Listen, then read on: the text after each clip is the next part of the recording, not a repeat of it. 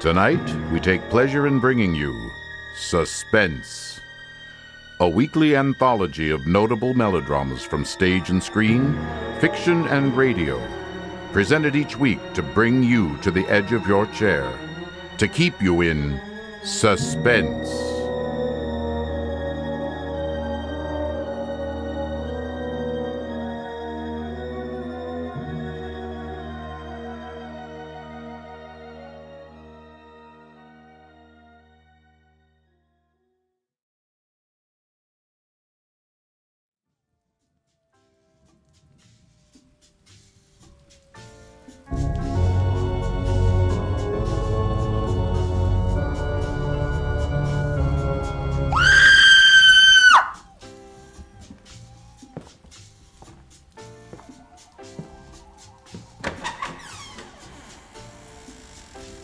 Yes? Dr. Vitas Artogast, I presume? Yes? I am Dr. Artus Vitogast! Your new neighbor. Interesting name. Really? You think so? No, not really. Just making conversation. Please, won't you come in? Thank you. The music, is that Martin Denny? Can't be all Sturm and Drang all the time. So, you moved into the abandoned castle just down the north slope of Desolation Peak. Yes. However, did you know? Have you been spying on me? Because it's the only property within 40 miles. Oh. Very well. You win this round, Dr. Artogast. Come again? As you well know, we are in the same business. Competitors, if you will. Good for you. Business needs some fresh blood, and not just in the operating theater. I don't follow. It's a joke. A joke. Or not. Care for a drink? A drink. Yes. Helps me relax. You should try it. Wait, you are over 21, aren't you? What? Wouldn't want to serve alcohol to a minor, after all. What? The sheriff around here can be quite a prickly pear. The sheriff. You're worried about the sheriff. You're the man who threatened the entire world with your climate control machine. Ah, the weather or not. You conquered the Belgian Congo with an army of robot peccaries. I should have robotized the native species. It was so confusing for the natives. Most insensitive of me. You tried to use your super magnetitron to disrupt the moon's orbit just for kicks. What can I say? As you get older, you learn to pick your battles. And so now you just sit around listening to Exotica and drinking Mai Tais. It's a pink squirrel. When I was a boy at Madame Villain's school for hopefully wayward boys, all the other kids wanted to be bank robbers, military dictators, divorce attorneys. But me, I wanted to be just like you, a mad scientist who ruled the world! Oh, just for a few hours here and there. I modeled myself after you in every way. My appearance, my mannerisms, even my speech. Really? I hadn't noticed. But now I find that you're just a pathetic has-been, content to wallow in the past glories and fruity mixed drink. It's more of an almond flavor, really. So the time has come for me to take your place as Earth's mad scientist supreme! Is that actually the title? I should have asked for a sash. The student has surpassed the teacher. Therefore, be warned, Artogast. Step aside or be washed away in the tidal wave of impending godhead! Leaving so soon? You haven't heard the last of Vitus Artogast! I should hope not. That's me. I mean... Are you sure you don't want an umbrella? Ah, well...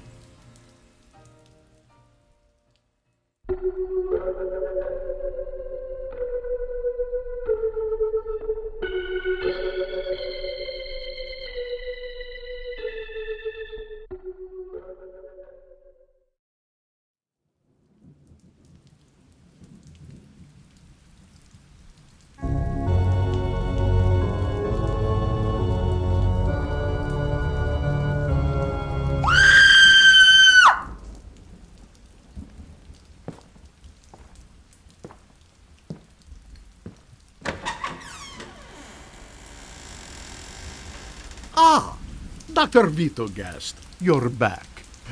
Yes, Dr. Artagast, I'm back. Oh, yes, I'm back, all right. And you brought a friend, I see. A friend? A friend? No. This is no friend. Oh, well, in any event, you're both welcome. Please, come in.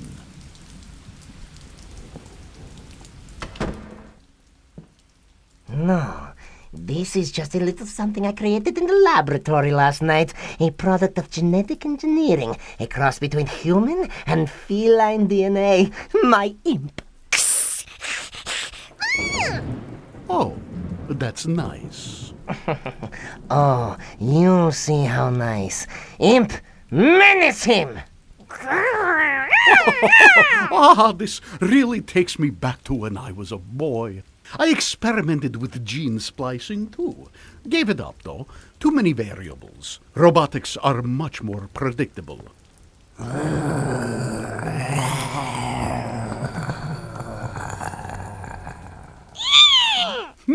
But I still kept one of my early experiments around, crossing a bear and octopus gene. Say hello, bearapus.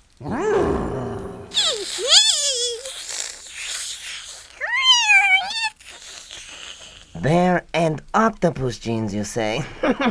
So your feeble mind couldn't work out the coding sequence for a human-animal hybrid, then? No. It's not that. But I did find that human-animal hybrids had a tendency to be somewhat less trustworthy. Oh, they do they? Oh, yes. And human-feline hybrids always prove to be the most troublesome of the lot. Uh-oh. Then maybe I'll have to eliminate the trouble.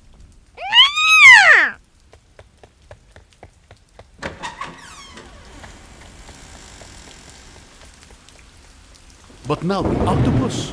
Perfect. It has nearly the same degree of intelligence as a human, only without the innate aggressiveness and instinct for treachery. Yes, that's all well and good. But that's not why I came. Did you pop by to borrow a cup of sugar? No, I did not. But make no mistake, if I was in need of sugar, I would hold the world for ransom unless it delivered the entire sugar harvest of Cuba into my grasping hands! Ah, well, if you're going to dream, dream big. No, I stopped by to show you this! Why would you look at that? Ha! It's a recreation of my old invisible beam. And not just a recreation. I have improved upon your antiquated toy in every way. Splendid! Why don't you give it a whirl? Oh, indeed I will. Indeed I will.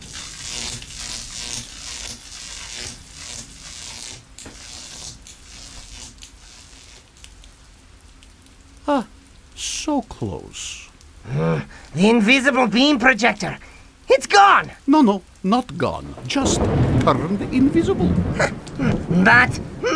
Radiation leak in the invisibility matrix. Not a dangerous dosage, but you don't want to be standing around too long before you fix it. I can give you a hand. No!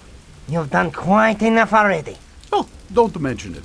Be rest assured that I will not forget this. Well, I should hope not. After all, I don't want to be tripping over an invisible beam projector in the middle of the night. No!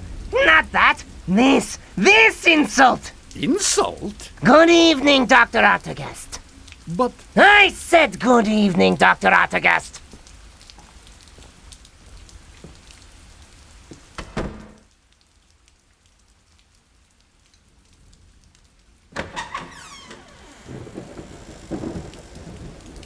I forgot my invisible beam projector.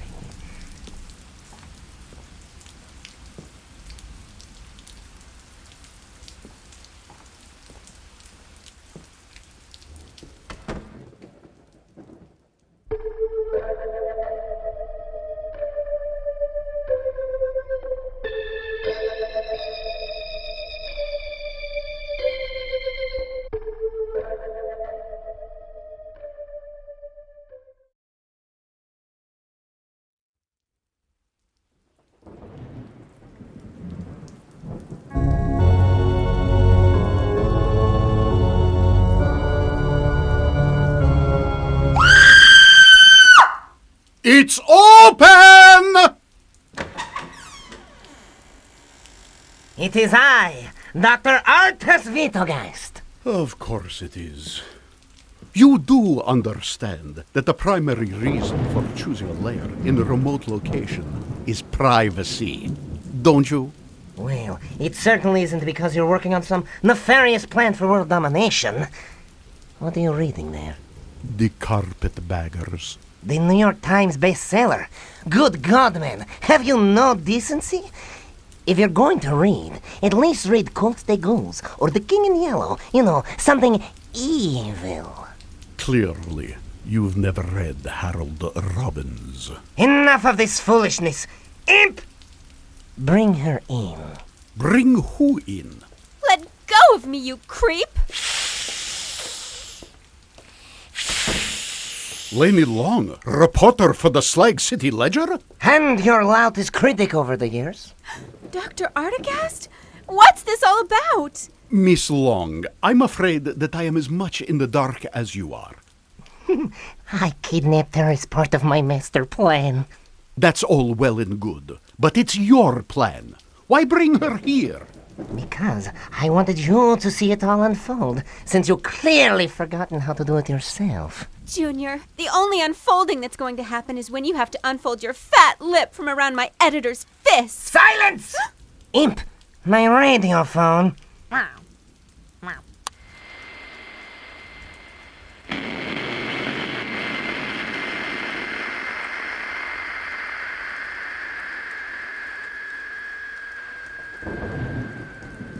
Mayor Edwards. Mayor Edwards, this is Dr. Artus Vitogeist. Dr. Ardagast, the world-famous mad scientist. Are you holding Slag City for ransom again? We'll pay any amount, just don't hurt us. No, not Artogast, Dr. Artus Vitogeist. Vitogeist! So you're not Dr. Ardagast. No! Well, what do you want, Doctor Whoever you are? What I want, Mr. Mayor, is $5 million, or else I'll unleash the protoplasma cannon on Slag City and make it match its name. Sorry, we don't negotiate. But you offered me anything I wanted when you thought I was Artogast. That's different. He has a reputation. I don't even know who you are. Ah! Dr. Artus Vitogeist! Dr. Artus Vitogeist! So you don't know who I am? Well, you will in just a moment. You signed Slag City's death warrant, Mr. Mayor. The last thing any of you see will be the flash of light from here atop Desolation Peak! Imp, my remote control. You're going to fire your protoplasma cannon remotely? Radio-controlled, then. Radio-controlled. Radio-controlled! Ha! That's as obsolete as the ultra-laser gun you set up here in the observatory dome. No, my protoplasma cannon utilizes the latest in technology. It is satellite-controlled. Satellite-controlled?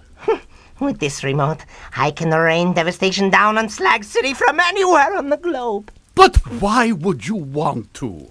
Half of the fun is getting to see the fruits of your labors firsthand, looking through the crosshairs and squeezing the trigger.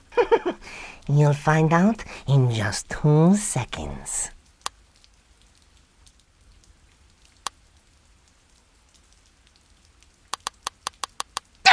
Why isn't it working? What satellite do you have it linked to? The newest satellite there is, Tailstar 1. Which is only in range here for 20 minutes out of every 2.5-hour orbit. But I just tested it! Which means you have another 110 minutes before it'll work again! But... Chief McGillicuddy, send all available units to Desolation Peak. But... Wait, I have a hostage, Laney Long of the Slag City Ledger. Miss Long, say something to the mayor. Don't worry about me, Mr. Mayor. Come get this crumb bum. You heard the lady, McGillicuddy. Send them now. But... All right! Enough is enough!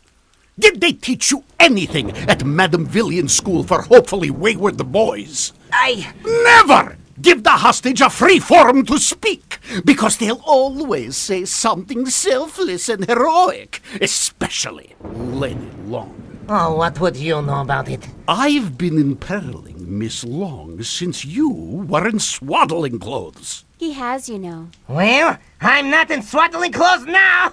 Aren't you?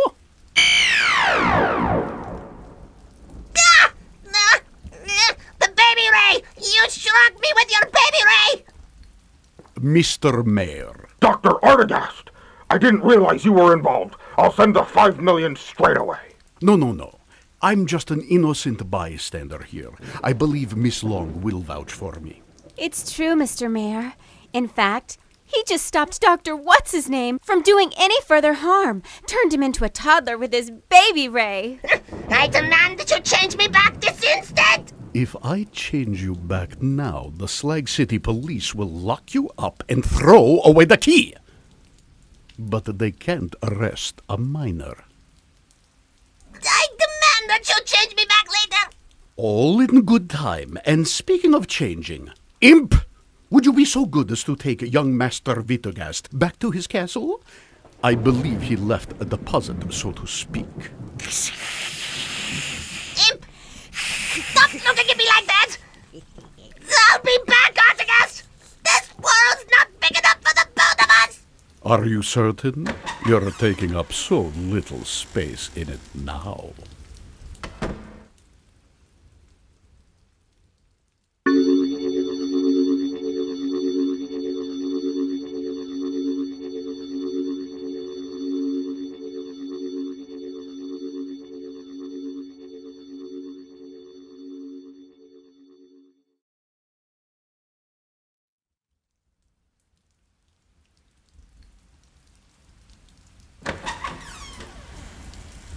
Ah, Dr. Vitogast.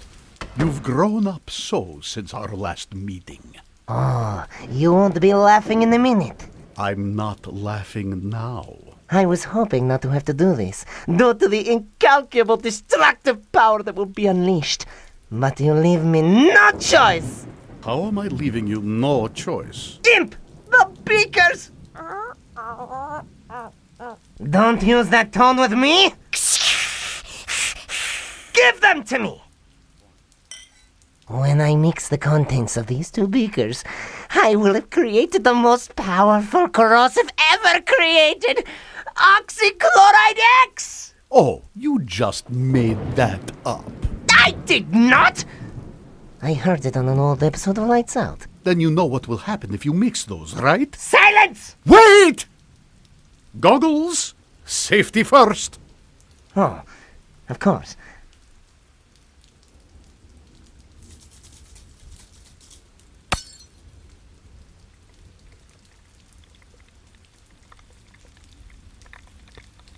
You'll pay for that. Threatening me, Dr. Autogast? No, I mean you just ate a hole through my floor. I expect to be compensated. Oxychloride X. It ate right through the beaker. Now it's loose upon the world! And you consider that to be a good thing? With Oxychloride X at my command, every government on the planet will have to pay me a king's ransom! Except that it's not at your command. It's loose, and you have no means of stopping it.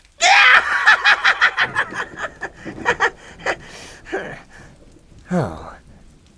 Vitogast, there's no sense in being master of the world if there's no world left to master.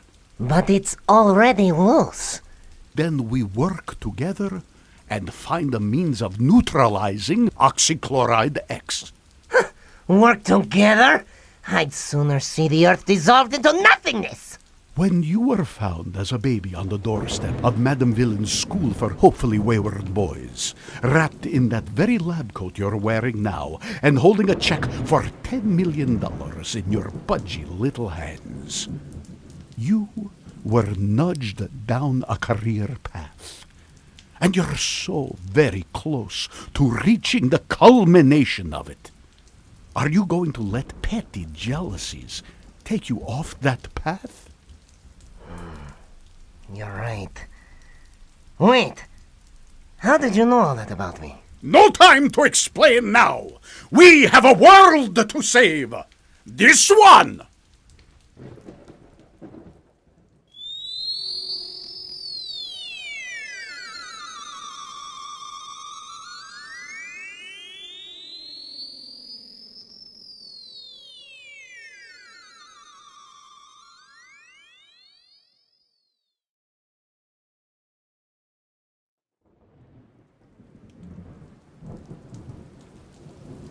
Well, we did it. We neutralized oxychloride X. Yes. Sorry about your floor. Think nothing of it. But by the time we neutralized it, the oxychloride X had dissolved over a mile into the bedrock. I'd been thinking of adding an escape tunnel anyway. So really, you did me a service. Saved at least a week's worth of boring. So, how did you know all of that about me? That's going to take a little bit of explaining. You know how you've wanted to be a mad scientist for as long as you can remember? How that very idea filled your every waking moment? Yes? And you know how you've idolized me for as long as you can remember? How the von Blauenups and the Murderchees of the world were nothing but rank amateurs by comparison. Yes? And you know how you chose the name Artis Vitogast as a small boy, even before you knew of my existence. Yes? Well, there's a very specific reason for that. Yes? Mad science runs in our family. You mean you're my father? Not exactly. You see, What? the other day when I used the baby ray on you, that wasn't the first time I've done that.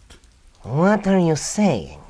25 years ago, I used it on you in a fit of youthful pique. But I wasn't even alive 25 years ago. The sort of pique a young, aspiring mad scientist has towards his elder. And better. Wait a second. Are you saying what I think you're saying? Only I hadn't perfected the use of the baby ray then. It de-aged you too far, leaving you a squalling infant with no memory of who you were. I'm not your father, Vitogast. You're my father. Well, that would explain some of my dreams. But not all. Some of them would only make sense if... If what? Where did you grow up? Why, at Madame Villain's school for hopefully wayward boys. You were left as an infant, I'll bet. And with a sizable amount of money as a nest egg. So, 2 decades before I used the baby ray on you, you'd used it on me? So it would seem. I wonder how many times we've been through this. I wonder who is whose father? What do you say we just bury the hatchet, so to speak? Be a team, a family. Even if we don't know who is who in our father-son relationship. Deal. But first, let me find a safe place for that baby ray. That should do it. By my calculations, it should impact the bottom in 127 seconds. In the meantime, we can recalibrate your satellite controller to one that is in geosynchronous orbit with this location. And then...